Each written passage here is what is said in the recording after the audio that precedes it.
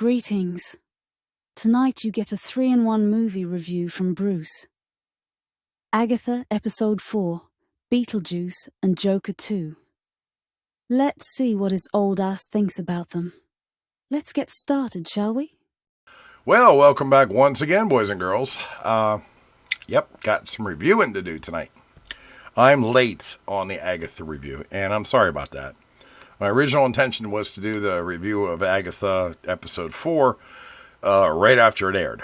It's been a bad week, though. Unfortunately, my daughter's car got stolen, so I was not able to do that. I've been busy dealing with that.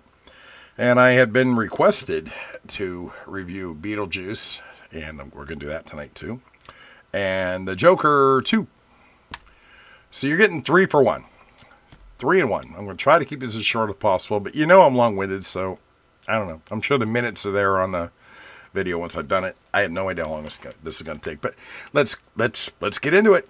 I'm going to start with the newest episode of Agatha all along. I've said all along that I like the series so far. I've watched the 3 episodes, decent reviews. I mean, entertaining. Everybody. That's the thing about everything. Everybody on the internet is just hating on all these things. They're hating on Disney. They're hating any movie that comes out. It's like, it's the thing to do. Let's just hate on it. And I'm not that type of guy. I'm going to give you my honest opinion. So with that said, I watched episode 4 of Agatha all along. And it was pretty much episode 3 over again. Wasn't much difference. They got their Green Witch back, which we knew that was coming. That was actually in the previews. I kind of miss Mrs. Hart. I thought she was a good character to have in there, but they killed her off. I don't think she's coming back in any way, shape, or form. But they still went down the Yellow Brick Road to another house and had another trial adventure, and it was kind of redundant in my mind. I'm still on the positive side of the series, but it was pretty much redundant of the last episode, and I'm keeping it quick. And then they sang that song again, "Down the Witch's Road," another version of it. Okay, fine. Heard it the first time. A lot of singing. What is it with all the singing in movies today? But I don't hate it. So I'm going to give it out of 10, I'm going to give it a 5. And I'm going to give it one more chance next week and see how I feel about next week's episode. And we'll continue from there. Okay. We're going to go in order here. So I feel like Beetlejuice should be next. Beetlejuice. Or Beetlejuice 2. Whatever you're calling it. I watched that. And I have a theater here. So I found the movie. Mm-hmm. And I watched it at my theater. I watched Beetlejuice, the original, first. We had a double feature. My wife watched it with me, too. Of course, I love Beetlejuice. Beetlejuice is a great movie. I watch it a couple times a year, especially during Halloween, because it's kind of Halloween-esque. So I watched the first one. I was happy. Went, got something to eat. Went to the bathroom, let the dogs out, came back in, put the second one in. And the first thing I noticed was Michael Keaton's character. He was Beetlejuice, but it was like Beetlejuice light. I don't know if it's because the actor's getting older, but he seemed slower and not as energetic as he was in the first movie. Oh, I should tell you there. Yeah, I'm just going to say the hell with it, and there'll probably be spoilers in this video. He still did good. I mean, obviously it was Beetlejuice, and he looked good. But I just feel his performance was like Beetlejuice light, like I said. And that's okay, too, I guess. But there were so many subplots in that movie that to pay attention to. I said to my wife, this is a lot to take in. And she agreed with me. And it just because you have to worry about this, you have to worry about that, and then this character. And there were some characters that didn't even really need to be there. Case in point, Beetlejuice's ex-wife really didn't need to be in that movie. You could have removed her and still had the same movie. The detective guy, kind of didn't need to be there. I mean, it could have been changed a little bit. That was what's his face, William Dafoe. He did a good job at the character, but did he really need to be there? Because we had so much to think about with everything that was going on. The music, the soundtrack. MacArthur Park, I hate that song. Always did. It's about a guy that goes mental because he left a cake out in a thunderstorm and never had the recipe again. Well, Google that shit, make the cake again. And why did you leave it out in the first place? You're a dumbass. I just hate the song. And they did a really long thing with MacArthur Park. I hated it. I just hated that part. The animation stuff, it was in, I'm going to call it a modernized Tim Burton version. Because it was a long time ago whenever he did Beetlejuice. The graphics, the graphical, it wasn't CGI. It was still the still motion as far as I could tell. I was wondering about the sandworm, though. I don't know if that was CGI or not. It was kind of hard to tell, but it was still Tim Burton style. And I like that. I like Tim Burton movies. Nightmare Before Christmas is one of my favorite movies, too. I just like the whole style of the stop motion. No one does that anymore. It's kind of Tim Burton's thing now. That was kind of there. I understand that the father couldn't be in there. They didn't want the actor, and I know why, and we're not going to talk about that. Hope he goes to jail. Just saying. But they didn't. They acknowledged the Maitlands in one line. One simple line, they acknowledged the Maitlands. I don't know why they didn't let the Maitlands in there, which have been Alec Baldwin and Gina Davis. I don't know why they wouldn't let them in the movie. I researched it online, and the best I could come up with is Tim Burton said that ghosts don't age. I get that, but Michael Keaton aged. Then again, they covered it up with makeup. That's a good thing for you to leave in the comments. What do you think about that one? Granted, the plot wouldn't have nothing to do with Maitlands at all, but the Maitlands were the biggest part of the first Beetlejuice movie, and they were supposed to be in that house for 125 years. They found a loophole. That's all they said about it. Even a cameo. Cameo would have been nice. Maybe a little flashback, letting you know what happened. My opinion, and this is all my opinion, but just my opinion. Okay, do I like the Beetlejuice 2 movie? Or Beetlejuice, whatever we're supposed to call it. I would have to say I was a little disappointed. I'm going to give that out of 10. I'm going to give it a 4. I feel like they could have done better. Lydia's character, that was believable. I mean, she obviously grew up, and she's not that snarky little goth chick anymore. She grew up. Jenna Ortega did a good job playing the daughter, granddaughter, however you want to look at it. Did a good job. I still saw a little Wednesday Addams in there when she was dancing. Just a little bit. I think she's like, I think that's just the way she talks and moves, though. The way she acts. But, yeah, her character was good.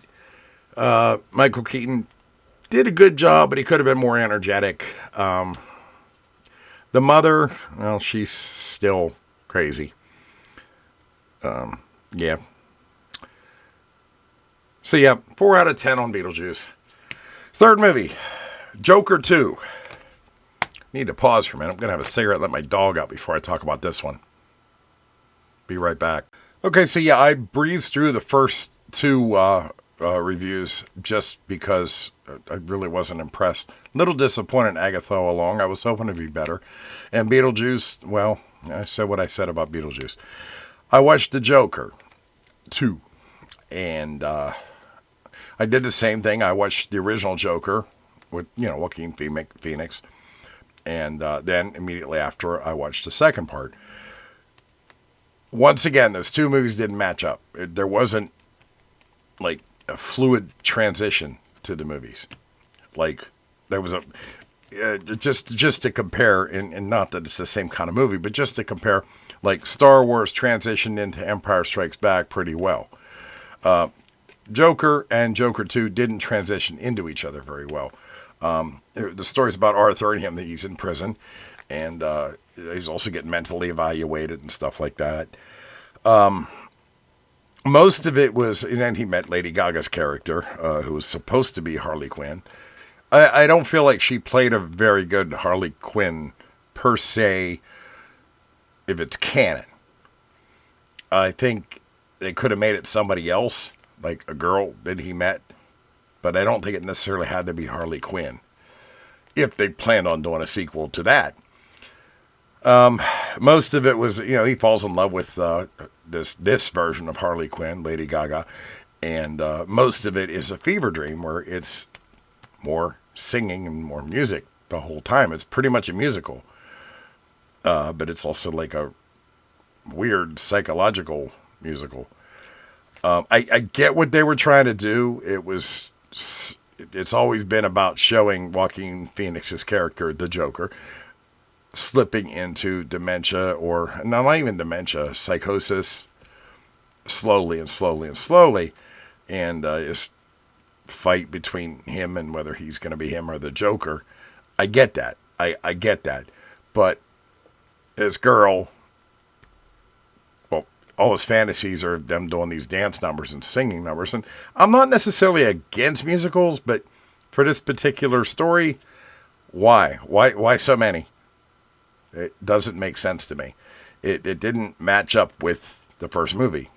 Yes, I know he danced around and sang here and there in the first movie, but it was just, it got kind of weird.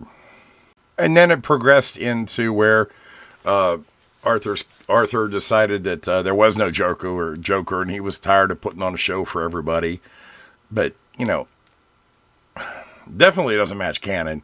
It's not what any Joker I've ever seen has acted like. And I go all the way back to Cesar Romero doing the Joker in the Batman Robin campy, cheesy sitcom that was in the 60s and 70s. And I didn't expect him to act like that either. I mean, Heath Ledger did a great Joker. And there's been other Jokers through there, but it didn't really fit in. It's like, okay, is this really the Joker? And they made a few name-dropping references to, like, DC, but they didn't really acknowledge it's a DC character. So it might have been a better story of just a guy going nuts without being the Joker that we all know. It could have just been a normal guy like me just going nuts and how he got through it. And, some crazy girl comes along and piques my interest, and it's, I don't know. See, I don't even know how to articulate it. I just feel like it was a big disappointment. I hate to say it. I hate to hate on movies because that's what everybody's doing nowadays, but this is my honest opinion. All three of these are just not impressive at all. And I'm a little disappointed because I hate going along with the norm. I like to make my own opinions, but I have to agree with the media and all the other reviews that are out there. I see the titles. I haven't read any of the reviews. I'm gonna check reviews. Actually, right after I'm done making this video, I'm going to check the reviews on the Joker and see what other people have to say. But I've already seen the thumbnails, so I know most people hate it. I can see why. Yeah, I can see why. And the twist at the end, like I said, there are spoilers. I'm going to tell you what the twist at the end is. There's a couple twists at the end, actually. I mean, he got, somebody blew up the courthouse whenever he was having his trial, and he got to escape. So he looks up Harley Quinn, Lady Gaga, and says, "Oh, I'm free now. We can run away together." And she didn't want to because he said he wasn't the Joker. It wasn't real, and it kind of ruined the fantasy for her. So she runs away and leaves him. So he goes back, he gets caught, goes back to prison. All of a sudden he has a visitor. So he goes out, and it's probably Harley Quinn. Who else is going to visit him? I mean, he killed his mother. So he's on his way out to see Harley Quinn, and conveniently the guard disappears, and here comes this inmate telling him a joke and ends up killing him. And that was the end. That was the big twist at the end. Okay, well, why would you kill the Joker before he's even involved with Batman and the stuff that we know about? I think my final opinion on it is it would have been a good movie if it wasn't the Joker, if it was a different character. If Joaquin Phoenix did a great job, I'm not saying he didn't. Lady Gaga did a good job playing a crazy girlfriend, but I don't think it was the Joker and Harley Quinn. I think that would have been a good standalone movie by itself, with just brand new characters that we'd never heard of before. Once again, that's just my opinion. So I'm going to give that movie, I'm going to give it a 2 out of 10. And believe me, I love movies. I hate giving a low rating. I'm not even a movie reviewer. I'm just doing this because it's really fun for me. Let me know in the comments what you think about it. Because all three of these, I'd really like to know what you guys think. I love discussing this. Problem is, I don't have anybody to discuss it with. My wife just sits there and rolls her eyes when I try to discuss movies. So, yeah, leave some stuff in the comments. So anyway, that's how I feel about those three things. Agatha Long, episode 4. Beetlejuice, and Joker 2.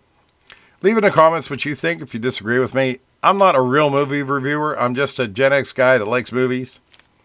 I wish I had more positive feedback for you tonight, but I don't. All three of them were just a big disappointment. That's why I threw them in one video. I'll find something else to review for you and throw it up here in a few days whenever I have some time. Like I said, it's been a bad week. Anyway, I'm glad you guys stopped by. Like, subscribe, and leave a comment. Hey, request a movie. If it's something I haven't seen, I'll watch it. All right. Bye. Thanks for joining us tonight. Like, subscribe, and comment if you wish. By the way, I've been meaning to say this for a long time. Corey Feldman is a complete idiot. There, I said it. Good night. It's just Bruce, he don't bite. Hello.